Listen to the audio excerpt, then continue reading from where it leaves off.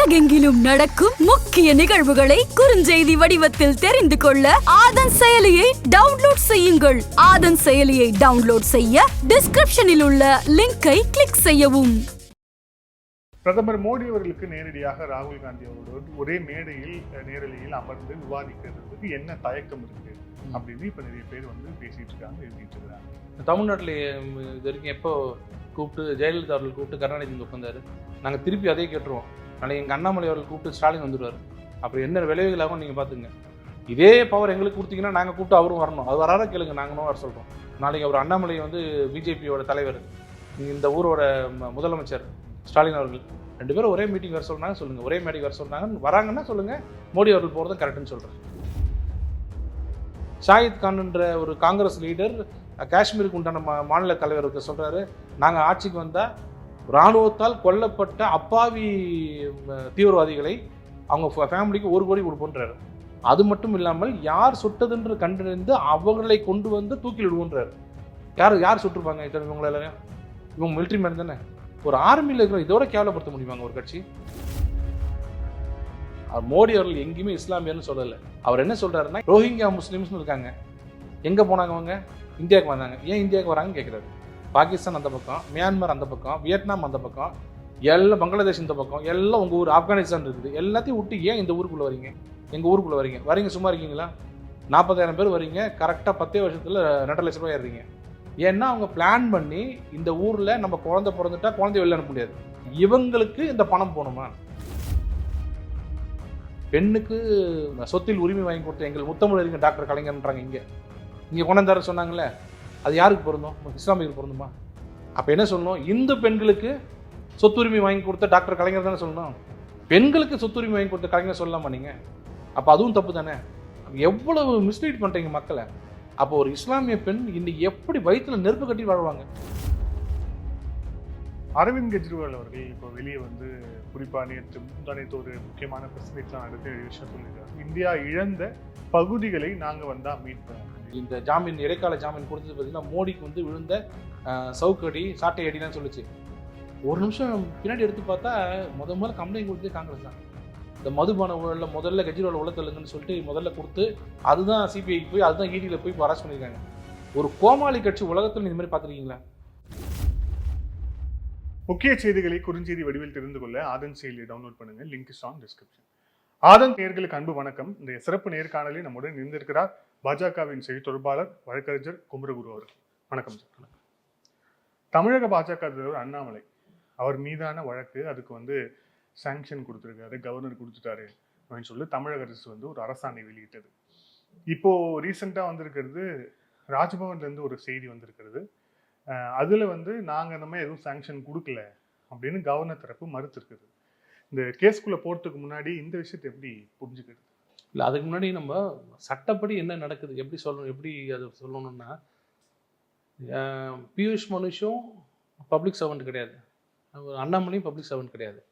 அவர் சொன்ன அந்த ஸ்பீச் கொடுக்கும்போதும் அவர் public servant கிடையாது. ஸோ அதனால் இவங்க சாங்ஷன்ற பேச்சே வராது. ஆனால் 196 சிஆர்பிஸில் என்ன சொல்கிறாங்க, இந்த 153ன்னு ஒரு செக்ஷன் இருக்குது, என்மிட்டி பிட்வீன் ரிலிஜியன், அது மாதிரி 505ன்னு ஒன்று இருக்குது, டிஸ்ஹார்மனி. நான் ஒரு வார்த்தை பேசினா 2 கம்யூனிட்டிக்குள்ளே, இப்போ ஏடிஎம்கே பற்றி இப்போ நான் 2 பிரிவு பற்றி தப்பாக பேசணும்னு வச்சிங்களேன், ஒரு பிரிவு இன்னொரு பிரிவு 2 பேருக்குள்ள பிரச்சனை நான் உண்டாக்குனேன் அப்படின்னு ஒரு பிரிவில் போடலாம். ஒரு கட்சிக்குள்ளே 2 பிரிவு இருக்கணும், இல்லை 2 கட்சியை தனித்தனியாக 2 கட்சி மோதல் உருவாக்குற மாதிரி என்னை தொட்டுப்பாரு, இந்த கட்சியை தொட்டு பார்க்க முடியுமான்னு கேட்டால் அதில் என்மிட்டி கொண்டாடுறது. இந்த மாதிரி அஃபென்சஸுக்கு மட்டும் கவர்மெண்ட்டில் சிஆர்பிசி என்ன சொல்கிறாங்கன்னா, மற்றதுக்கெல்லாம் தேவையில்லை, ஏன்னா 2 பேருமே இண்டிவிஜுவல். இதுக்கு மட்டும் என்னென்னா, யாராவது ப்ரைவேட் கம்ப்ளைண்ட் ஃபைல் பண்ணாங்கன்னா அந்த எஃப்ஐஆர், அந்த கம்ப்ளைண்ட், போலீஸ் கம்ப்ளைண்ட், இந்த ப்ரைவேட் கம்ப்ளைண்ட் மேஜிஸ்ட்ரேட்டை போடுறதுக்கு முன்னாடி காக்னிசன்ஸ் இந்த எடுப்பாங்க பாருங்கள் ஃபைலில், இந்த குற்றத்தை ஏற்றுக்கிறவங்க இருக்காங்களா, அப்போ மேஜிஸ்ட்ரேட் என்ன பண்ணுவார், சாங்ஷன் வாங்கினீங்களான்னு கேட்பார். அப்போது அது யார் போடுவாங்கன்னா, கம்ப்ளைண்ட் கொடுத்தா பாருங்க பியூஷ் மனுஷ், அவர் என்ன பண்ணுவார், ஒரு லெட்டர் எழுதுவார் இதுக்கு கவர்மெண்ட்டுக்கு, நான் இந்த மாதிரி அண்ணாமலைங்கிற மேலே இந்த மாதிரி 505லையும் இந்த மாதிரி 153A நாங்கள் ஐபிசி அஃபென்ஸ் நான் எடுக்கலாம்னு சொல்கிற கம்ப்ளைண்ட் கொடுத்துருக்கேன், அதுக்கு பேசிக்காக இது சாங்ஷன் வேணும் கொடுங்க அப்படின்னு கேட்டால் அது கவர்மெண்ட்டு படித்து பார்த்துட்டு கொடுத்தா கொடுக்கும், கொடுக்காட்டி போகும். இது அரசியல் காரணங்களுக்காக அண்ணாமலைன்றதுனால உடனே அவங்க கொடுத்துட்டாங்க. பட் கவர்னர் என்ன சொல்கிறாருன்னா, நான் கொடுக்கவே இல்லைங்கிறார். பட் நான் இதை எப்படி புரிஞ்சுக்கிறேன்னா, அரசியல் மாதிரி நினைக்கல, எப்பவுமே ஒரு நாளைக்கு வந்து ஒரு 7-8 ஜியோ வந்துகிட்டே இருக்கும். ஜியோன்றது கவர்மெண்ட் ஆர்டர் த்ரூ அவுட். ஒரு நாள் ஃபுல்லாக பார்த்தீங்கன்னா பிடபிள்யூடிலேருந்து ஒரு 20-30 வரும், பப்ளிக் டிபார்ட்மெண்ட்லேருந்து வரும், எத்தனையோ டிபார்ட்மெண்ட் இருக்குது, 40-50 டிபார்ட்மெண்ட்லேருந்து ஒவ்வொரு டிபார்ட்மெண்ட்டும் ஒரு 4-5 ஜியோ. ஒன்று வேணாம், ப்ரொமோஷனால ஜியோ தான். இவருக்கு சேலரி ஹைக் பண்ணுறாங்க, இவருக்கு இந்த ரிட்டையர் ஆகிட்டாங்க, பெனிஃபிட்டை கொடுங்கலாம் ஜியோ தான். So any order passed by the government should be in the form of GO. அதுதான் எல்லாருமே. அந்த ஜியோ யாருன்னா ஃபங்க்ஷனல் ஹெட் வேணால் சிஎம்மாக இருக்கலாம், administrative head of the state வந்து எப்பவுமே கவர்னர் தான். அவரோட by order of the governor தான் சீல் போட்டு கொடுப்பாங்க. பட் ஒரு ஜியோவையும் வந்து கவர்னர் பார்ப்பாரான்னா பார்க்க முடியாது. இங்கே இந்த நம்ம ஊரில் மட்டும் இல்லை, எந்த ஊர்லேயும் பார்க்க மாட்டாங்க. பை டெலிகேஷன் ஆஃப் பவர்ஸ்னு ஒன்று கொடுப்பாங்க. அதாவது நீங்கள் ஜியோ இஷ்யூ பண்ணுங்கள், பை ஆர்டர் ஆஃப் தி கவர்னர்னு கொடுப்பாங்க. அதுக்கப்புறம் அவர்கிட்ட போய் வாங்கினாலும் வாங்கலாம், இல்லை அப்படியே விட்டாலும் விட்டுடலாம். இது எனக்கு தெரிஞ்சுது. இல்லை அவரோட சைன் போட்டு தான் அவர் கொடுக்கணும்னு சொன்னால் அவர் இல்லைன்னு சொல்கிறாரு. அது ஒரு எனக்கு தெரிஞ்சு பெரிய சர்ச்சை தான் அது. அந்த மாதிரி அவர் இல்லைன்னு சொல்கிறாருன்னா அப்போ டெலிகேஷன் அவர் கொடுக்கலன்னு அர்த்தம், பவர்ஸ் அவர் எங்கேயும் கொடுக்கலன்னு அர்த்தம். கொடுக்காத பவர்ஸ் வச்சு லா டிபார்ட்மெண்ட்டும் பப்ளிக் டிபார்ட்மெண்ட்டும் எடுத்துக்கிறதுன்றது ஒரு சர்ச்சையான விஷயம்தான். அதனால அது என்ன சொல்றாங்கன்னு அது டீப்பா நம்ம இன்வெஸ்டிகேட் பண்ணி தான் சொல்ல முடியும்.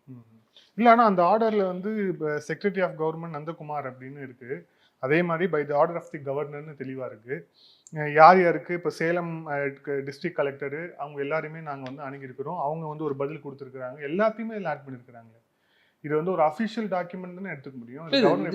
இது ஜியோ எம்எஸ் மேலே போட்டிருக்காங்க. ஜியோ எம்எஸ்னா ஜியோ தான், அவங்க இதெல்லாம் கரெக்டாக பண்ணியிருக்காங்க.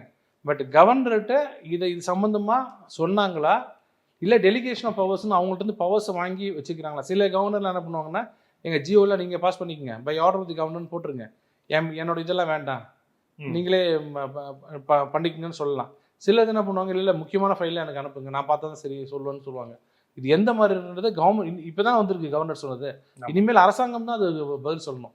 எந்த அதிகாரத்தில் நான் இதை கொடுத்தேன், ராட்டிஃபிகேஷன் வாங்க, சில இதெல்லாம் பண்ண முடிச்சதுக்கப்புறம் பின் ஏற்புன்னுவாங்க, அப்படி ஏதாவது கொடுத்துருக்காங்களான்றத கவர்மெண்ட் அரசாங்கம் தான் விளக்கணும். கவர்னர் சொல்லிட்டார் நான் கொடுக்கலன்னு, அரசாங்கம் தான் விளக்கணும்.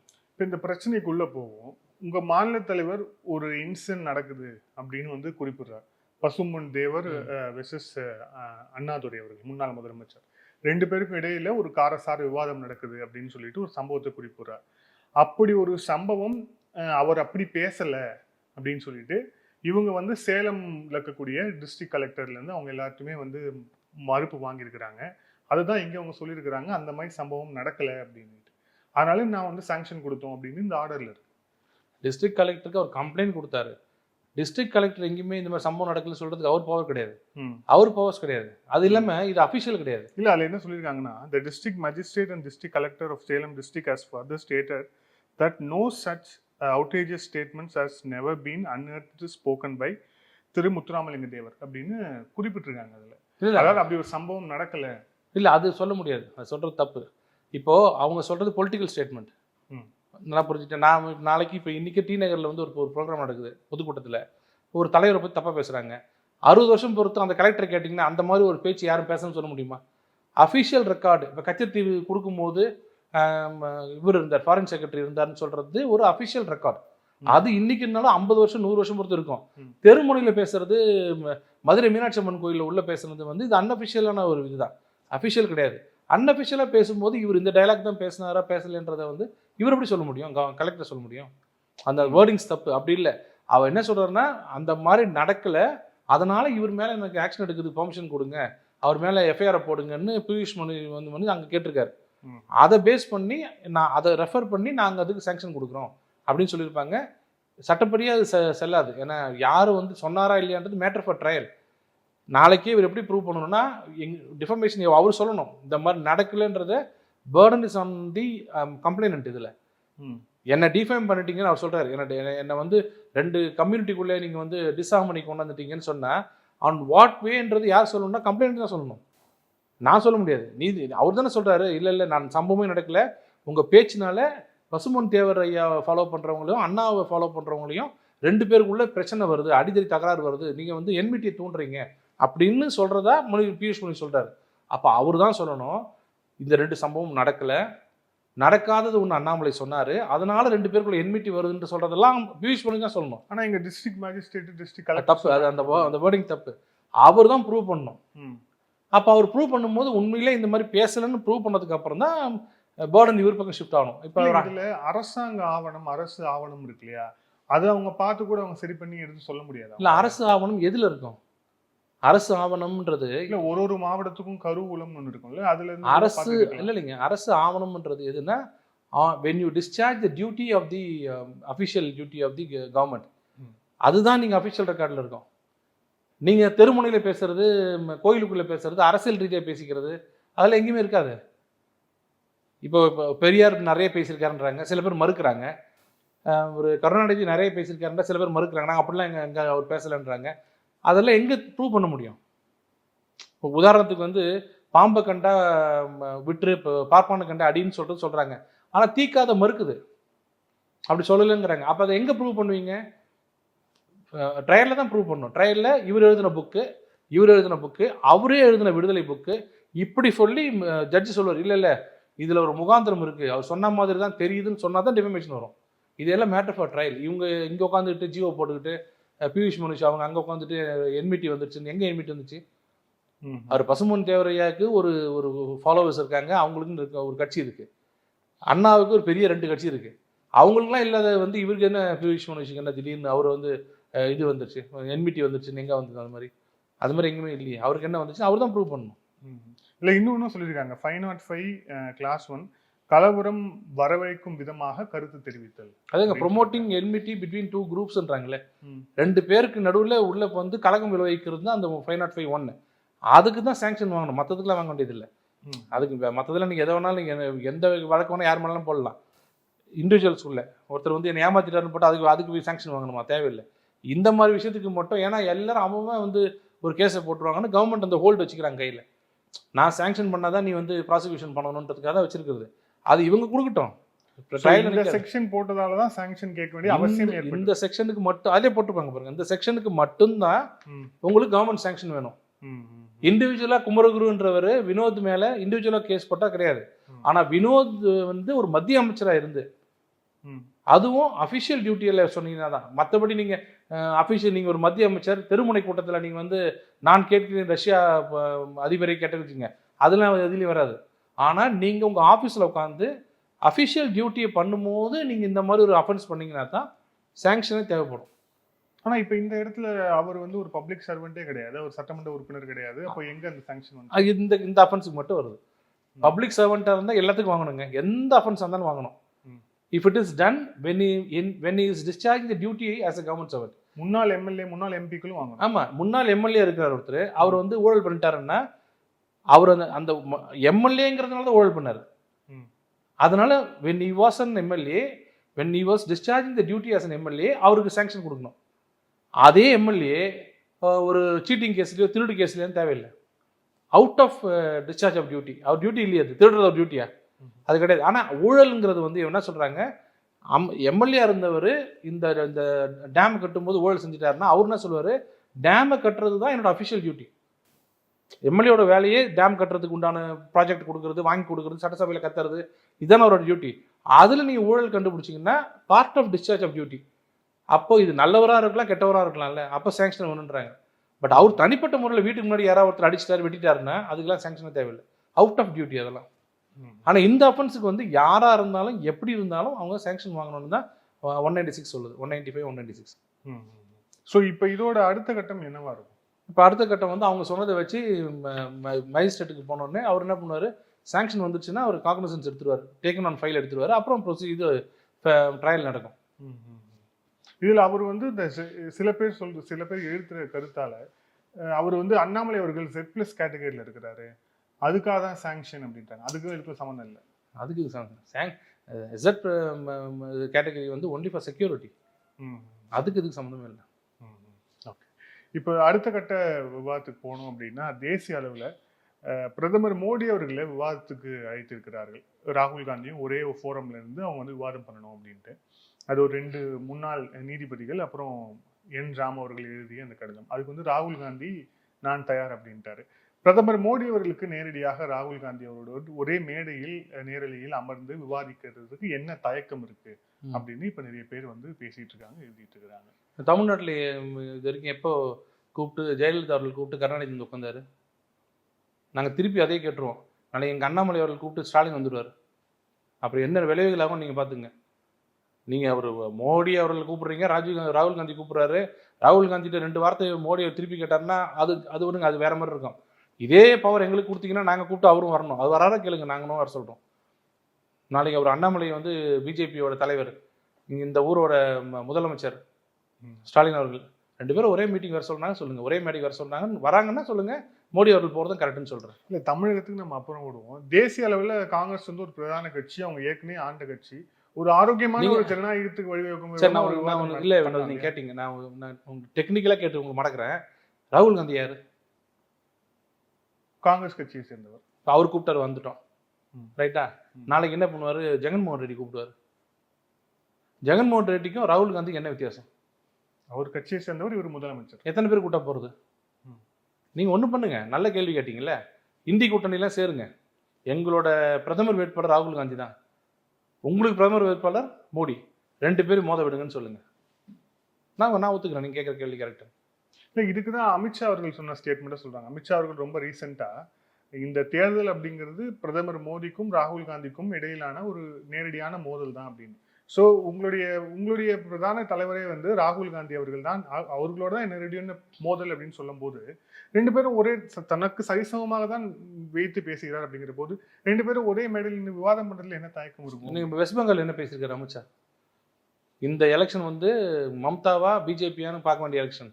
இந்த தடவை விட்டுட்டீங்கன்னா மம்தா திருப்பி வந்துருச்சுன்னா நாடாக இருக்காது, உங்கள் ஊரை வந்து காடாக்கிடுவாங்கன்னு சொன்னார். அப்போ அங்கே மம்தா தான் நம்பர் 1 நாங்கள். நேற்று நீங்கள் சொல்கிற அந்த வார்த்தை எங்கே சொன்னார்னா தெலுங்கானாவில் சொன்னார். தெலுங்கானாவில் எலெக்ஷன் நடக்கும்போது காங்கிரஸை நம்பாதீங்க, இந்த எலெக்ஷன் வந்து மோடியா ராகுலான்னு பார்க்குறது. அதே இன்னொன்று சொன்னார், சைனீஸ் கேரண்டியா இது மோடி கேரண்டியா, அப்படி கொண்டு போகிறார். காங்கிரஸ் வந்து இது ஆன்டி இந்தியான்ற மாதிரி கொண்டு போகிறதுக்காக சொன்னது. அங்கே தெலுங்கானாவில் சொல்கிறாரு. இங்கேருந்து என்ன சொல்கிறாங்க? தமிழ்நாட்டுக்கு வந்து என்ன சொல்லுவாங்க? இந்த எலெக்ஷன் ஸ்டாலினா பாஜகவான்னு பார்த்துடலாமான்னு சொன்னாரா இல்லையா? மோடி அவர்கள் என்ன சொன்னார்? இங்கே வந்துட்டு இது காங்கிரஸுக்கு நமக்குன்னு சொல்லலை, இந்த திமுக வீட்டுக்கு அனுப்புற வரைக்கும் இந்த மோடி ஓய மாட்டான்னு சொன்னாரா இல்லையா? அப்போ இங்கே திமுக தான் டாப்பா? நான் உங்களுக்கு இன்னும் கூட விளக்கமாக சொல்லிடுறேன். நீங்கள் எல்லாரும் ஒன்றா முடிவு பண்ணுங்க, அந்த இந்தி கூட்டணிலாம் முடிவு பண்ணி இருக்கிறதுலையே எங்கெல்லாம் அதிகம் படிச்சவர் இவர் தான், ராகுல் காந்தி தான் எங்களோட ஆத்தரைஸ்டு ரெப்ரஸன்டேட்டிவ். ஒரே ஒரு இந்தி கூட்டணிக்கு ஒரே ஒரு ரெப்ரஸன்டேட்டிவ் தான் இவர் தான். இவரை நான் கொடுக்குன்னு சொல்லுங்க. ஒரு ஸ்டேட்மெண்ட் வந்துச்சு அந்த மாதிரி. இந்தி கூட்டணி தலைவர் இருக்காங்க இல்லைங்க, அவங்க எல்லாரும் சேர்ந்து இல்ல ஃபர்ஸ்ட் கிளாஸான இது. ஆனா இந்தி கூட்டணியுடைய ஒருங்கிணைப்பு தலைவராக மல்லிகார்ஜுன கார்கே தான் இருக்காரு. அவரு காங்கிரஸ் கட்சி, காங்கிரஸ் அவர். ஆமா, நான் கேட்கறது மம்தா, கெஜ்ரிவால், முலாயம் சிங், இவர் நம்ம அகிலேஷ் யாதவ், இவங்க எல்லாரும் சேர்ந்து, அதாவது 27 பேர் இருக்காங்களே, எல்லாரும் சேர்ந்து இவர் தான் எங்க இதுலயே சூப்பர் பவர், இவர் தான். இவர் கேட்கற கேள்விக்கு எல்லாரும் ஒருத்தர் பதில் சொல்ல முடியாது. அப்படி கேட்பாருன்னு சொல்லுங்க போறோம். நீங்க இப்போதைக்கு ராகுல் காந்தின்னுவீங்க, இப்போ இவர் எல்லா வேலையும் விட்டு அங்கே உட்காருவாரு. ராகுல் காந்தி போனதுக்கு அப்புறம் இல்லை ராகுல் காந்தி சில விஷயங்கள் புரியல, நான் சொல்றேன்னு அகிலேஷ் யாதவ் வந்து உட்காருவாரு. ஒவ்வொருத்தருக்கும் நம்ம பேச முடியாதுல்ல, ஒருத்தரும் சொல்லுங்க. அதுனா இங்க மட்டும் ஒரு கலாச்சாரம், நீங்க பிரதமரை வாங்கன்னு சொல்றது, நான் பேசுறேங்கிறது, அதே எல்லாத்தையும் கொண்டு வரணும்ல. கொண்டு வருவீங்களா? எங்க தலைவர் எத்தனை கூப்பிட்டாரு தெரியுங்களா ஸ்டாலின் அவர்ல? ஒண்டி வரியா, நம்ம கமலாலி தான் உட்காந்துட்டு இருக்கிறேன், யார் வேணா வர சொல்ல, நான் விவாதம் பண்ண தயார்னாரு இல்லை, ஒருத்தர் வரலையே. இது என்னன்னா மோடி அந்த லெவல் அவர் இறங்கி வந்து இவர்கிட்டலாம் வந்து பதில் சொல்லிட்டு இருக்க முடியாதுன்னு தெரியும். இவர் என்ன கேட்பாருன்னு நமக்கு தெரியும். காந்தி என்ஆர்ஐன்னு வர டக்குன்னு, மோடி ஒரு சிரிச்சு வர டக்குன்னு, அது பார்க்கறதுக்கு நல்லா இருக்காது. இவர் ராகுல் காந்தி என்ன பேசுவார் நமக்கு தெரியல, திடீர்னு என்ஆர்ஐ காந்தின்னு இந்த மாதிரி ஒரு ஆள். இவர் காந்தியை கொண்டு ஆர்எஸ்எஸ்ன்னு கோட்ஸே ஆர்எஸ்எஸ்காரன்னு அவர் பாஸ்ட் ஹிஸ்ட்ரி இருக்கு இல்லைங்க, எப்படி இருக்காங்கன்னு. அவரெல்லாம் எப்படி பேச முடியும்? இல்ல, அதுக்கெல்லாம் பதில் சொல்லலாம். அதுல பதில் சொல்லக்கூடாம ஒண்ணும் இல்ல. நல்ல காந்தியை கொண்டது ஆர்எஸ்எஸ்னா அதுக்கு ஒரு பதில் சொல்லலாம். நான் தான் சொல்லிட்டேன், முறையே பதில் சொல்லலாம். அவருக்கு ஏகப்பட்ட வேலை இருக்கு. ஒரே ஒரு ஆளுன்னு சொன்னீங்கன்னா அவர் கண்டிப்பா சொல்லுவார், என்னைக்கு வேணாலும் வச்சுக்கலாம்னு சொல்லுவார். ஆளாளுக்கு ஒருத்தர் கூப்பிட்டீங்கன்னா, நேற்று வரைக்கும் அந்த ஐடியா வரல உங்களுக்கு, ஏன் வரல? இல்ல, இது ஆக்சுவலி ராகுல் காந்தி கூட அழைக்கல. ஒரு 2 உச்ச நீதிமன்றத்துடைய நீதிபதிகள், 2 பேர் முன்னாள் நீதிபதிகள் இருக்காங்க. அவங்க அதுக்கப்புறம் வந்து என் ராம் அவர்கள், அவங்க ஒரு பப்ளிக் ஃபோரம்ல அவங்க வந்து ஜனநாயகத்துக்காக நாங்க போராட்டோம். என் ராம் இருக்கும்போது தெரியல உங்களுக்கு அங்க என்ன ஐடியால கூப்பிட்டுருப்பாருன்னு. வேணுட்டு இது நடக்காதுன்னு தெரியும், கண்டிப்பா இது நடக்காது, சும்மா கூட்டு பார்ப்போம், அவர் வரமாட்டேன்னு சொல்லிடலாம். ஏங்க இப்போ வந்து எதை தின்றால் பித்தம் தெரியும்னு சொல்லுவாங்க தெரியுங்களா? அது மாதிரி இந்த 3ஆவதுக்கு அப்புறம் இந்த 4 எலெக்ஷன் இருக்குல்ல ஃபேஸ், அது 4மே வந்து கடுமையான பிஜேபியோட ஆதரவான இடத்துல நடக்க போகுது. இன்னைக்கு நடந்ததும் சரி, அடுத்த வாரம் நடக்க போகிறதும் சரி. என்ன பண்ணுறதுன்னு தெரியல. எதையாவது ஒன்று பண்ணணும். இதே 24 நாள் தான் இருக்குது, 22 நாள் தான் இருக்குது, எதையாவது ஒன்று பண்ணுங்கன்னு சொல்லிட்டு ஆளாளுக்கு என்னென்னமோ பேசி பேக் ஃபயர் ஆகுது. இப்போ என்றவன் அவர் பங்குக்கு அவர் இறங்கியிருக்காரு. என்னால் முடிஞ்ச வரைக்கும் எதாவது கொட்டையை போட்டு குழப்புறேன், எதாவது வருமானு பார்க்கலாம் அப்படின்னாரு. இவங்கள ஒரே கேள்வி கேட்க சொல்லுங்க, எனக்கு மணிசங்கர் ஐயர் சொல்றது கரெக்டாக தப்பா? அவரோட சொந்த ஸ்டேட்மெண்ட்ன்றீங்க, அவர் பழைய அமைச்சர், அவரை விட்டுருங்க. ஃபருக் அப்துல்லா உங்க இவர் தானே, இந்தி கூட்டணி தானே இருக்காரா இல்லையா? பாகிஸ்தான் வலையில் ஒன்றும் போட்டுடல, ஜாக்கிரதையா இருங்க பாகிஸ்தான்ட்டாரா? கண்டனம் தெரிவிச்சாங்களா? இதை அவர் யாருன்னு தெரியாதுன்ட்டீங்க. மணிசங்கர் ஐயர் அவரோட சொந்த கருத்துன்ட்டீங்க. ஷாஹித் கான்ன்ற ஒரு காங்கிரஸ் லீடர் காஷ்மீருக்கு உண்டான மாநில தலைவர் சொல்றாரு, நாங்கள் ஆட்சிக்கு வந்தால் இராணுவத்தால் கொல்லப்பட்ட அப்பாவி தீவிரவாதிகளை அவங்க ஃபேமிலிக்கு 1 கோடி கொடுப்போன்றாரு. அது மட்டும் இல்லாமல் யார் சுட்டதுன்ற கண்டறிந்து அவர்களை கொண்டு வந்து தூக்கில் விடுவோன்றாரு. யார் சுட்டிருப்பாங்க இவங்களை எல்லாரும்? இவங்க மிலிட்ரி மேன் தானே. ஒரு ஆர்மியில் இருக்கிற இதோட கேவலப்படுத்த முடியுமாங்க ஒரு கட்சி? ஒரு கண்டனம் தெரிவிக்கல. ஏன் தெரிவிக்கல? இப்போ நீங்கள் நல்ல கேள்வி கேட்டீங்களே, ராகுல் காந்தி வந்துட்டாரா, நீங்கள் ஏன் வரலன்னு கேட்டீங்களே. ஃபருக் அப்துல்லா என்ன சொல்றாருன்னு கேளுங்க. அப்போ அந்த கூட்டணியில் இருக்கிறவங்களே ஆன்டி நேஷனல், இந்தியானா உங்களுக்கு பிடிக்காது, இவங்கள்ட்டலாம் பேசுறதே வேஸ்ட்டு. உண்மையிலே இவங்க ராகுல் காந்தி அவர்கள்லாம் இப்போ என்ன பேசி என்ன பண்ண போறீங்க? ஒன்றும் நடக்க. அவருக்கு எவ்வளோ தெரியும்னு எல்லாருக்கும் தெரியும். அது இல்லாமல் இந்த மாதிரி நான் சொன்ன டெக்னிக்கல் கிரவுண்ட்லையும் யோசிங்களேன். யாரும் நாளைக்கு கேட்டால் என்ன பண்ணுவீங்க? இப்போ இவர் போயிடுறாரு, ஃபருக் அப்துல்லா சொல்றாரு, ராகுல் காந்தி வயதில் பெரியவன், காஷ்மீர்னால் அதிகம் பாதிக்கப்பட்டவன் நான் கூப்பிட்ற மோடி அவர்களை காஷ்மீர் வாங்கன்னு. மோடி அவர்கள் சுற்றிட்டே இருப்பார், அந்த யார் கூப்பிட்றாங்கலாம் போயிட்டு வர்றதுக்கு. அதெல்லாம் இல்லை, ஒரு ஆள் சொல்லுங்க. இல்ல, ராகுல் காந்தி அவர்கள் இன்னொரு விஷயம் பண்றாரு. எங்க போனாலும் அந்த கான்ஸ்டியூஷன் ஆஃப் இந்தியா அந்த புத்தகத்தை கையிலேயே வச்சிருக்கிறாரு.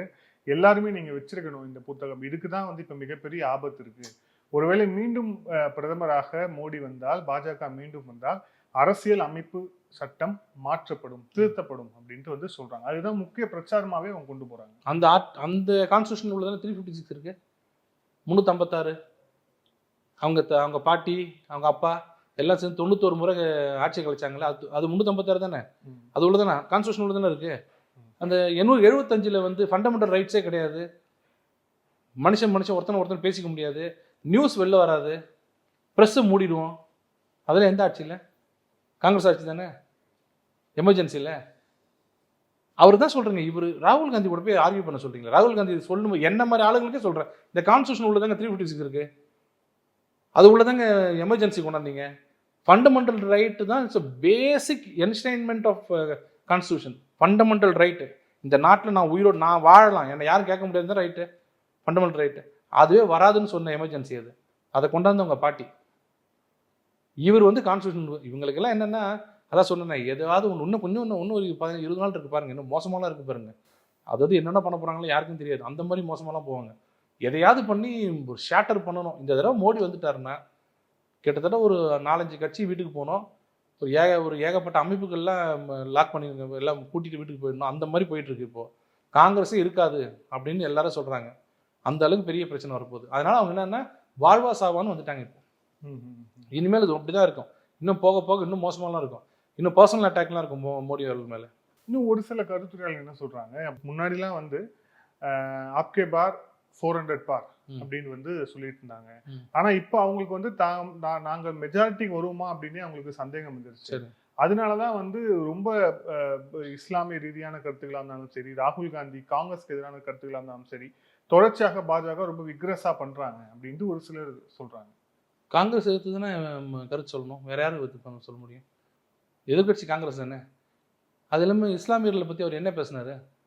ஃபார் எக்ஸாம்பிள் இப்போ ரீசெண்டா முஸ்லீம் பாப்புலேஷன்ஸ்லாம் ஜாஸ்தியா இருக்கு, இந்து பாப்புலேஷன் கம்மியா இருக்கு அப்படின்னு சொல்லிட்டு பிரைம் மினிஸ்டருடைய ஒரு advisory board economic advisory council, அது கவர்மெண்டோட கவுன்சில் தானே, 2012 இருந்து எடுத்தது தானே. ஃபேக்ட் தானே அது. இந்தியா 140 கோடி கொண்ட மக்கள் தொகை கொண்ட நாடுன்னு சொல்றது ஃபேக்டா இல்லையா? அது ஏன் சார் நைட்டு 12 மணிக்கு சொன்னீங்கன்னு கேட்டேன். எப்படி சொல்றது? ஃபேக்சுவலாக தப்பு இருந்தால் நான் கேளுங்க. நான் மனுஷன் அப்படின்றது எப்போனா சொல்லலாம்ல, அதையே இப்போ சொல்கிறீங்க அப்படின்னு கேட்க முடியாதுல்ல. இது இந்த கவுன்சில் சொல்கிறபடி பார்த்தீங்கன்னா இவ்வளோ ஏறி இருக்குது, இவங்க இவ்வளோ கம்மியாக இருக்குது அப்படின்னு சொல்கிறத ஏன் கோவப்படுறீங்க? இல்லை, அது எப்படின்னா, இப்போ ஒரு நாடு இருக்குது, நம்ம ஒட்டுமொத்தமாக ஸ்டேட் வைஸாக எடுக்கலாம், பாப்புலேஷன் எப்படி இருக்குன்னு ஒரு ஸ்டேட் வைஸாக இருக்கலாம். ஆனா செக்ஷன் வைஸா ரிலீஜன் வைஸாலாம் எடுத்திருக்காங்களா? அது பப்ளிஷ் பண்ணலாமா? அது சரியான ஒரு கேள்வி இருக்கு. 2012 எடுத்த மக்கள் தொகை கணக்குப்படி இஸ்லாமிய பாப்புலேஷன் இவ்வளோ ஆயிருக்கு. ஏன் இவங்களே சொல்லியிருக்காங்களே, நாங்கள் இதை எடுக்க போகிறோம், சர்வே எடுக்க போகிறோம், religion wise, caste wise, economic, socio எக்கனாமிக்லாம் கொடுத்துருக்காங்களே, பார்க்கலையா நீங்கள்? அப்போ அதான் அவங்க எடுப்பாங்க. ஒருத்தர் வீட்டில் போய் ஒருத்தர் வீட்டில் போய் கேட்கும்போது நீங்கள் எந்த மதம்னு கேட்குறாங்க வச்சுங்க, மதத்தை வச்சு நீங்கள் ரிசர்வேஷன் கொடுக்க முடியாது, அன்கான்ஸ்டியூஷனல். எத்தனை பேர் இருக்கிறான்னு தெரியும்ல. அப்போ 43% ஏறி இருக்குன்னு சொல்கிறாங்க அந்த சர்வேக்கும் 1950க்கும். ஹிந்துஸ் 7.5 குறைஞ்சிருக்கு அப்படிங்கிறாங்க. ஃபேக்ட்ஸ் தானே அது. நல்லதாக எடுத்துங்க. நான் என்ன சொல்கிறேன்னா, பெருமையாக எடுத்துங்க. எங்கள் ஊரில் இருக்கிற இஸ்லாமியர்கள் எந்த பதற்றமும் இல்லாமல், நீங்கள் சொல்கிற மாதிரிலாம் எந்த கதையும் இங்கே வேகாது, நல்லா அருமையாக இருக்கிறாங்க. நல்ல பாப்புலேஷன் இன்க்ரீஸ் பண்ணி சந்தோஷமாக இருக்கிறாங்க. அதாவது ஒரு நாட்டில் பாப்புலேஷன் இன்க்ரீஸ் ஆகுதுன்னா, ஒரு இஸ்லாமியர் அவர் பசங்க 2 பேருன்னா 2 பேரும் அப்பா இதான்ப்பா நம்ம ஊருன்னு இருக்கிறதுனால பாப்புலேஷன் இன்க்ரீஸ் ஆகும். அப்படி தானே ஆகும். அவருக்கு பையன், இவருக்கு ஒரு பொண்ணு, இவருக்கு பையன், அப்படி தானே வரும். இந்த ஊர் நம்ம ஊர் இல்லைப்பா போயிடலாம்ப்பான்னு சொல்லி கிளம்பி போனால் பாப்புலேஷன் கம்மியாகும்ல. இல்லை, ஆனால் இந்த டேட்டா இது வெளிவரத்துக்கு முன்பாக சொன்ன விஷயம், பிரதமரே சொன்ன விஷயம், பிரதமர் எந்த பேரையும் குறிப்பிடலாம் கூட, நாட்டில் அதிகமாக பிள்ளை பெற்றுக்கொள்பவர்கள் அவர்களுக்கு உங்களுடைய சொத்தை எல்லாம் தரப்போறாங்க அப்படின்னு சொன்னதையும் அவங்க இதோட அதான் அவங்க நல்லா கனெக்ட் பண்ணுவாங்க. அவங்க எப்படி வேணுமோ கனெக்ட் பண்ணுவாங்க. மோடி அவர்கள் எங்கேயுமே இஸ்லாமியர்னு சொல்லலை. அவர் என்ன சொல்றாருன்னா, இந்த மாதிரிலாம் எக்ஸ்ரே எடுத்து பணத்தெல்லாம் வாங்கி உங்க பொருள்லாம் வாங்கி யார்கிட்ட கொடுக்க போறாங்கன்னா, இன்ஃபில்ட்ரேட்டர்ஸுக்கும் அதிகமாக குழந்தை பெற்றுக்கிறவங்களுக்கும். 2 தனித்தனியாக பார்க்காதீங்க, 2 ஒன்றா பாருங்க. யார் இன்ஃபில்ட்ரேட்டர்? நான் வேற ஒரு நாட்டிலேருந்து இங்கே ஊடு என்ன பண்ணுறாங்க அவங்க. நல்ல உதாரணம் பங்களாதேஷ் போங்க, இது வெஸ்ட் பெங்கால் போகும். நான் அன்றைக்கே சொன்னேன், வெஸ்ட் பெங்கால் போனீங்கன்னா நர்ச்சர் பண்ணுறாங்க. வெஸ்ட் பெங்கால் போனால் பங்களாதேஷ்லேருந்து ஒரு 200 பேர் வருவாங்க. அவங்களுக்கு வீடெல்லாம் கொடுத்து இங்கேயே ஆதார் கார்டெலாம் வச்சுட்டு நிறைய பாப்புலேஷன் இன்க்ரீஸ் பண்ணிவிட்டு அவங்க பையன் வச்சுக்கிட்டு ஒரு குரூப்பே ஒரு 20 லட்சம் பேர்கிட்ட இன்ஃபில்ட்ரேட்டர்ஸ் வாழ்ந்துட்டு இருக்காங்க. இதில் வெஸ்ட் பெங்கால் அஃபிஷியல் ரெக்கார்ட். அவங்கள்ட்ட எல்லாமே கார்டு இருக்குது, ஆதார் கார்டு. ஏன்னா அவங்க எல்லாருமே தீதிக்கு ஓட்டு போடுறவங்க, மம்தாவோட ஸ்டான்ச் சப்போர்ட்டர்ஸ். போலீஸ் ஒன்று கேள்வி கேட்கக்கூடாது, அந்த அளவுக்கு அவங்க வச்சுருக்காங்க. இவங்களுக்கு இந்த பணம் போகணுமா? ரோஹிங்கியா முஸ்லீம்ஸ்னு இருக்காங்க, எங்கே போனாங்க அவங்க? இந்தியாவுக்கு வந்தாங்க. ஏன் இந்தியாவுக்கு வராங்கன்னு கேட்குறாரு. பாகிஸ்தான் அந்த பக்கம், மியான்மர் அந்த பக்கம், வியட்நாம் அந்த பக்கம், எல்லாம் பங்களாதேஷ் இந்த பக்கம், எல்லாம் உங்கள் ஊர் ஆப்கானிஸ்தான் இருக்குது. எல்லாத்தையும் விட்டு ஏன் இந்த ஊருக்குள்ளே வரீங்க? அந்த ஊரில் சேர்க்க மாட்டான், எங்கள் ஊருக்குள்ளே வரீங்க சும்மா இருக்கீங்களா? 40,000 பேர் வரீங்க, கரெக்டாக 10 வருஷத்தில் 2 லட்ச ரூபாய் ஏறுறீங்க. ஏன்னா அவங்க பிளான் பண்ணி இந்த ஊரில் நம்ம குழந்தை பிறந்துட்டா குழந்தைய வெளில அனுப்ப முடியாது. ஒரு ஊரில் குழந்தை பிறந்துட்டா அந்த குழந்தைய இந்த ஊரில் பிறக்கல போகணும்னு சொல்ல முடியாது. சிட்டிசன்ஷிப் போனால் கொடுக்காம இருக்கலாம், ஆனால் அந்த குழந்தை இங்கே வாழறதுக்கு உரிமை உண்டுன்னு இருக்கு. அப்போ என்ன, எவ்வளோ சீக்கிரம் குழந்தை பெற்றுக்க முடியுமோ குழந்தை பெற்றுக்க, அப்போ தான் இந்த நாட்டோட சலுகை அனுபவிக்க முடியும்னு ரோஹிங்கியா சொல்கிறத மனசில் வச்சுக்கிட்டு, வெஸ்ட் பெங்காலில் நிறைய பேர் இருக்கிறத வச்சுக்கிட்டு, உங்ககிட்ட இருந்து பிடிங்கி யார் கொடுக்க போகிறாங்க தெரியுமா? இந்த மாதிரி ஆளுங்களுக்கு கொடுக்கறதுக்காக நம்ம உட்காந்துருக்குறோம்னாரு. அவர் எங்கேயாவது நம்ம கூட இருக்கிற ட்ரிபிளிகேனில் இருக்கிற பாய்க்கோ இல்லைன்னா காயல்பட்டினத்தில் இருக்கிற பாய்க்கோ இன்ஃபில்ட்ரேட்டர் சொல்லுவாரா? அவங்க வருவாங்களா அதில்? அப்படி ட்விஸ்ட் பண்ணுறாங்க இவங்க. நம்ம தமிழ்நாட்டில் மட்டும்தான் அப்படி ட்விஸ்ட் பண்ண முஸ்லீம் மக்களும் நம்மளாம் சொல்கிறாரோன்னு நினைக்கிறாங்க. அவங்களுக்கு யாருமே சொல்லல. அவர் எங்க இந்த 10 வருஷம் உதாரணம் வேணாம் உங்களுக்கு? எந்த இஸ்லாமியர் யார் என்ன பண்ணியிருக்காங்க? நல்லா தானே இருக்காங்க. இன்னும் இஸ்லாமிய பெண்களுக்கெல்லாம் ரொம்ப நல்லது பண்ணியிருக்காரு. இப்போ யூசிசி வரப்போகுது, நாங்கள் ஆட்சிக்கு வந்ததுன்னா கண்டிப்பாக யூனிஃபார்ம் சிவில் கோட் கொண்டு வருவோம். இல்லை, அதுலேயே ஒரு விமர்சனம் இருக்குது. யூசிசியே முஸ்லீம் பாப்புலேஷனை கண்ட்ரோல் பண்ணுறதுக்கு தான் இவங்க கொண்டு வராங்க அப்படிங்கிறாங்க. அதாவது ஒரு இஸ்லாமியர் ஒன்றுக்கும் மேற்பட்ட திருமணங்களை இதுக்கு முன்னாடி செஞ்சுக்கலாம் அப்படி இருந்துச்சுன்னா அதுல ஒரு கட்டுப்பாடு கொண்டு வரணும், அதன் மூலியமாக ஒரு முஸ்லீம் பாப்புலேஷனை வழிவகுக்கணும் அப்படின்னு சொல்றாங்க. இன்னொன்னுன்னா, நம்ம பொதுவாகவே விமர்சனம் அது சொல்லித்தான் ஆகணுங்கிறதால ஏற்கனவே முஸ்லீம்கள் தான் அதிகமாக பிள்ளை பெற்றுக் கொள்வார்கள்னு ஒரு பொதுப்படையான ஒரு விஷயமும் இங்க இருக்கதானே செய்யுது. அப்படி சொல்லும் போது அந்த விமர்சனம் வரும்போது அதை இவங்க தான் அப்படின்னு ரிலேட் பண்ணிக்கிறாங்கல்ல. இல்லை, நான் என்ன சொல்றேன், ஒரே மனைவிக்கு 10 குழந்தை பெற்றுக்கலாமா? ஹிந்துஸ் பெற்றுக்கலாமா? நானும் நீங்களும் பெற்றுக்கலாமா? தப்பு இல்லையே. அது ஏன் 3 கல்யாணம் பண்ணி 10 குழந்தை பெற்றுக்கணும்? நீங்கள் சொல்கிற லாஜிக் தப்பு. இன்னொன்று, ஃபேமிலி லாவில் எங்கேயுமே, ப்ராப்பர்ட்டி லாவில், சக்சஷன் ஆக்டில் எங்கேயுமே குழந்தைங்களை பற்றி எந்த மதமும் சொல்லலை.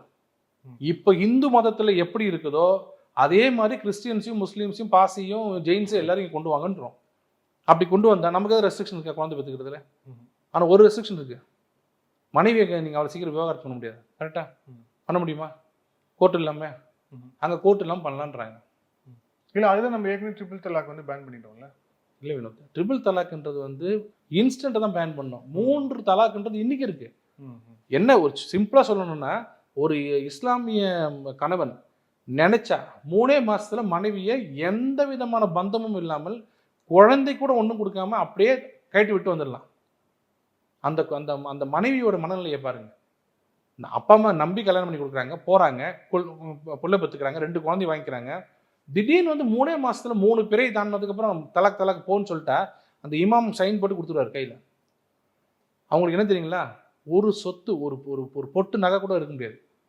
இதைத்தான் ஷாபானு கேஸில் வந்து சுப்ரீம் கோர்ட் சொல்லிச்சு, அலிமோனியும் கொடுக்கலாம், அவங்களுக்கு ஜீவனாம்சம் கொடுக்கலான்னு.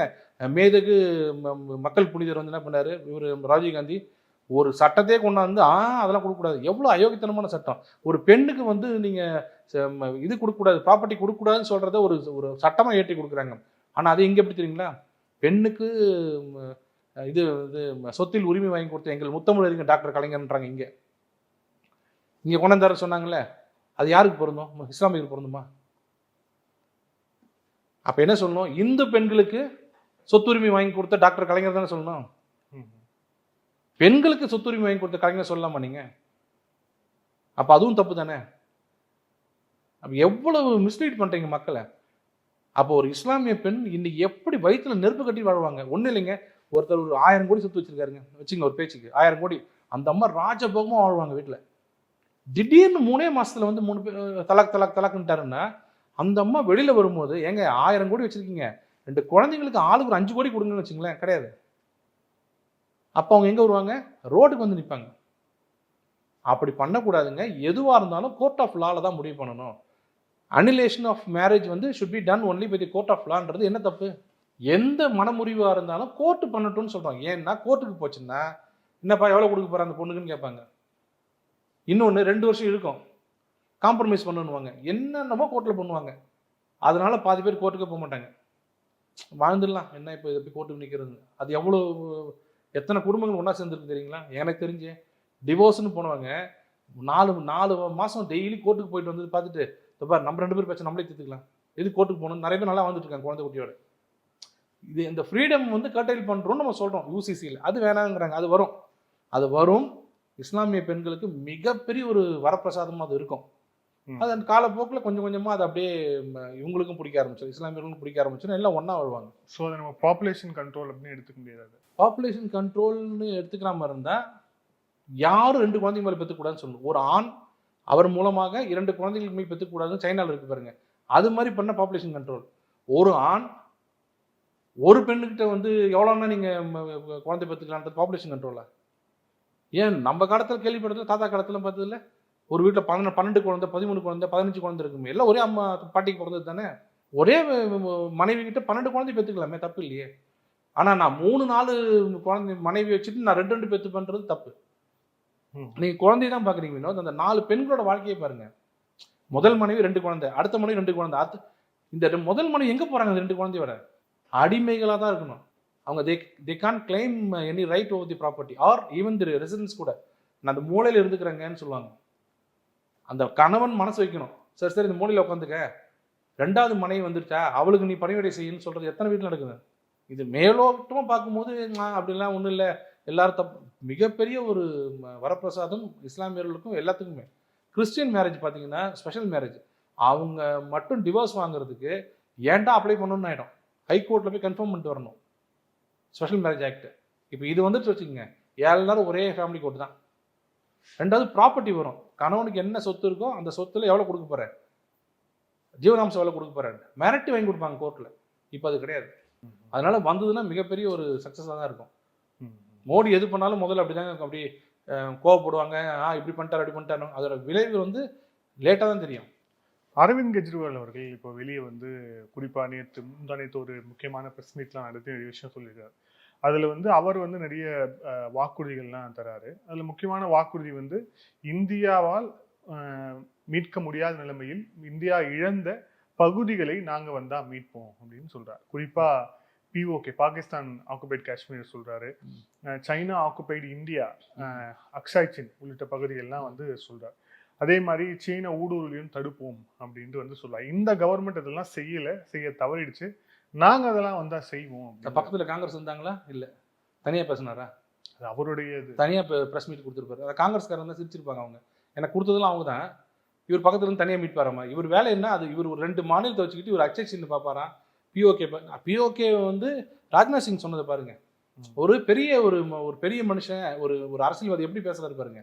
இனிமேல் போரிட்டு வாங்குறத விட அவர்களா கையில் வந்து கொடுத்துட்டு போற மாதிரி எங்க நாடு வளர்ந்துட்டு இருக்குது. ஏன்னா லடாக்ல இருந்து பாக்குறவன் என்ன ஒரு டெவலப்மெண்ட் ஆகுது காஷ்மீர்ல லடாக்லயும் சொல்லி அதை பார்த்து பிஓகேல இருக்கவங்கலாம் பார்த்து பொறாமப்படுறாங்களாம்.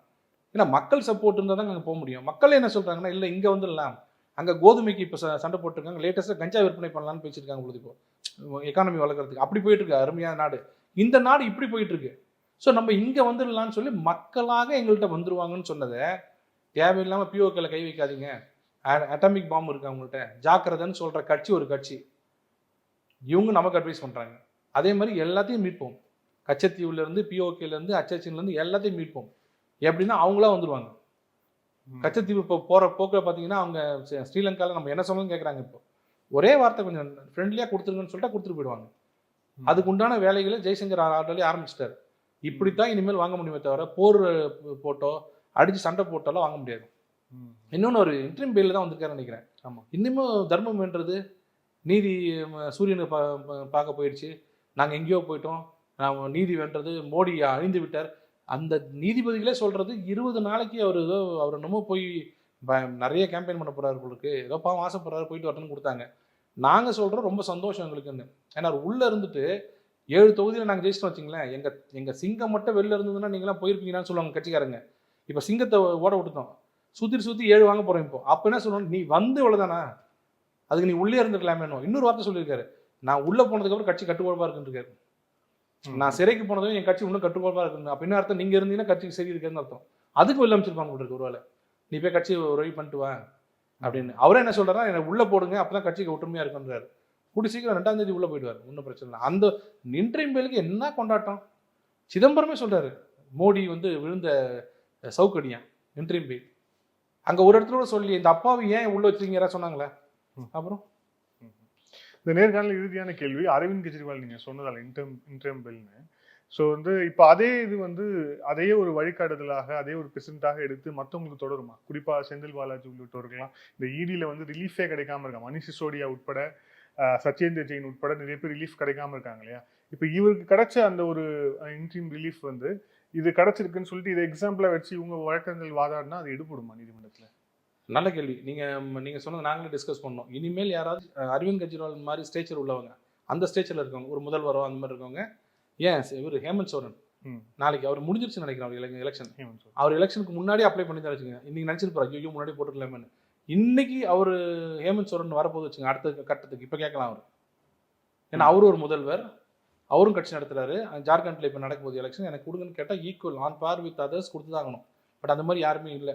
இதில் என்ன மெயினாக சொல்கிறாங்கன்னா, நீங்கள் 9 தடவை சம்மன் கொடுத்து அவர் வரலை, நீங்கள் வீட்டில் போய் எல்லாம் பார்த்துக்கிட்டு அப்புறம் அரெஸ்ட் பண்ணீங்க. இந்த 20 நாளில் ஒன்றும் ஆகிடாது, ஒன்றும் பயப்படாதீங்க, 20 நாள் பொறுத்து திரும்பி வந்துடுவார், வந்தோடனே நீங்கள் அவர் எடுத்துங்கன்னு. இதில் சரியான காமெடி என்னென்னா, காங்கிரஸ் வந்து இந்த சந்தோஷப்பட்டது. இந்த ஜாமீன், இடைக்கால ஜாமீன் கொடுத்தது பார்த்தீங்கன்னா, மோடிக்கு வந்து விழுந்த சவுக்கடி சாட்டை அடிதான் சொல்லிச்சு. ஒரு நிமிஷம் பின்னாடி எடுத்து பார்த்தா முதல்ல கம்ப்ளைண்ட் கொடுத்தது காங்கிரஸ் தான். இந்த மதுபான ஊழலில் முதல்ல கெஜ்ரிவால் உள்ள தள்ளுங்கன்னு சொல்லிட்டு முதல்ல கொடுத்து, அதுதான் சிபிஐக்கு போய், அதுதான் இடியில் போய் அரெஸ்ட் பண்ணியிருக்காங்க. ஒரு கோமாளி கட்சி உலகத்தில் இந்த மாதிரி பார்த்துருக்கீங்களா? அவங்க தலைவர் ராகுல் காந்தி சொல்றாரு, வெரி குட், வெளில வந்தார் மோடி, இனிமேல் அவர் 7 தொகுதி ஜெயிக்க முடியாதுன்றாரு. கீழே இருக்கிறவங்க சொல்றாங்க இது ஒரு கட்சி, நான் போன 2 வருஷத்துக்கு முன்னாடி தான் காங்கிரஸை திட்டிங்க நான் எலெக்ஷன் என்ன லவ்லி சிங்னு, எனக்கு இங்கே பிடிக்கல, இன்னும் 2 வருஷம் போது திருப்பி இவங்களை எதிர்த்து போட்டிடணுமான்னு சொல்லிட்டு வெளில வந்துட்டார். இது இப்படி நடந்துட்டு இருக்குது. இவர் சொல்றாரு இது வந்து பழிவாங்கும் நடவடிக்கை, ஈடிக்கு விழுந்த மரண அடியா இது அப்படின்னு இவர் சொல்றாரு. இது இன்னொரு காமெடி சொல்லிடுறேன். ராகுல் காந்தி வந்து வயநாட்டில் கேரளாவில் பேசும்போது சொல்றாரு, எனக்கு ஒரு சந்தேகம், எங்களுக்கு ஏகப்பட்ட பி டீம் இருக்கு, அது சொல்லிடுற நடுவில் பிஜேபியில் ஏகப்பட்ட பி டீம் இருக்கு எங்களுக்கு. அது சொல்றாரு, கம்யூனிஸ்ட் கட்சி தான் அந்த மதுபான ஊழலில் கம்யூனிஸ்ட் கட்சியும் இருக்கு, பிரணய விஜயன் பேரும் இருக்கு, ஏன் அவர் அரெஸ்ட் பண்ணல, 2 பேரும் ஒன்னா சேர்ந்துட்டீங்களா அப்படின்னு ராகுல் காந்தி கேட்கிறாரு. எப்படி போது பாருங்க. அவர் கேட்குறாரு. உடனே ஆனி ராஜா என்ன சொல்றாங்க, என்னை எழுத்து நிற்கிற ராகுல் காந்திக்கு பிரதமர் தகுதி இல்லைங்க, ஒரு பாராளுமன்ற உறுப்பினராக கூட தகுதி இல்லை அப்படின்னு சொல்றாங்க. அவங்க அப்படியே நேராக ஃப்ளைட்டு பிடிச்சி நேரம் டெல்லி வராங்க. இந்த இந்தி கூட்டணி தான் இந்தியாவை காப்பாற்றும், ராகுல் காந்தி போன்ற ஒரு திறமையான ஒரு உலகத்தில் பார்க்கல நான், அவருக்கு ரேபரேலியில் ஓட்டு போடுன்றாங்க. தலை சுத்துதுங்களா? இது ஒரு கூட்டணி. இந்த கூட்டணி வந்து ஜெயிச்சு எங்களை வெளில தள்ளிடணும்னு சொல்லி ஒரு பிம்பத்தை ரெடி பண்றாங்க பாருங்க எல்லா ஊடகத்திலையும். அதை பார்த்தா சிரிப்பு தான் வருது. கடைசியா ஒரு காமெடி ஜனங்களுக்கு, பாண்டிச்சேரி ஒரு இது இருக்குல்ல கான்ஸ்டிடுவன்சி, அதுல வந்து பாண்டிச்சேரியில வந்து கம்யூனிஸ்டும் காங்கிரஸும் கூட்டணி. இங்க பண்ணாம பாண்டிச்சேரி திமுக கம்யூனிஸ்ட் காங்கிரஸ் ஒன்னா கூட்டணி இருக்கிறாங்க. அவங்க அப்படியே பிரச்சாரத்தை வந்து பாண்டிச்சேரியோட ஒரு பாகமான ஏனாம் போறாங்க, தெலுங்கு இதுல ஆந்திரால. அங்க 3 பேரும் கூட்டணி, 3 பேரும் வந்து எல்லாரும் இவருக்கு ஓட்டு போடுங்கன்னு சொல்லிட்டாங்க. அவங்க நேரம் லாரி எடுத்துட்டு நேரம் மாஹே போறாங்க கேரளாக்கு. போகும்போது லாரில இருந்து எல்லாம் குச்சிடுறாங்க. இவன் யாரு தெரியுமா, இவனுக்கு ஓட்டு போடாது. ஒரே கேண்டிடேட், நம்ம பாண்டிச்சேரி கேண்டிடேட் ஒரே கேண்டிடேட் போயிட்டே இருக்காரு. டக்குன்னு பார்த்தா கம்யூனிஸ்ட் காணும், காங்கிரஸ் குச்சிச்சு. என்னடா கேட்டா, நாங்க 2 பேரும் இங்க உள்ள வர மாட்டோம்னு போயிட்டாங்க. அவர் தனியா நிக்கிறாரு. ஒரு பார்லிமெண்ட் கான்ஸ்டிடுவன்சிக்குள்ளேயே 3 இடத்துல 3 பிரச்சாரங்க. ஆனா இதை காமெடியே சிரிக்காம இன்னும் அப்படியே போயிட்டு இருக்காங்க பாத்தீங்களா? அதுக்கு உண்மையில அவார்டு கொடுக்கணும். அவங்க எல்லாருக்கும், இந்தி கூட்டணி எல்லாத்துக்கும் அவார்டு கொடுக்கணும். இது எல்லாத்துக்கும் ஒரு நல்ல பதில் ஜூன் 4ஆம் தேதி வரும். அன்னைக்கு நாங்க சிரிக்க போறோம். இன்னி வரைக்கும் எல்லாம் பேசினவங்க எல்லாருமே அன்னைக்கு அட போறாங்க. நன்றி சார், பல விளைவுகள். Thank you so much.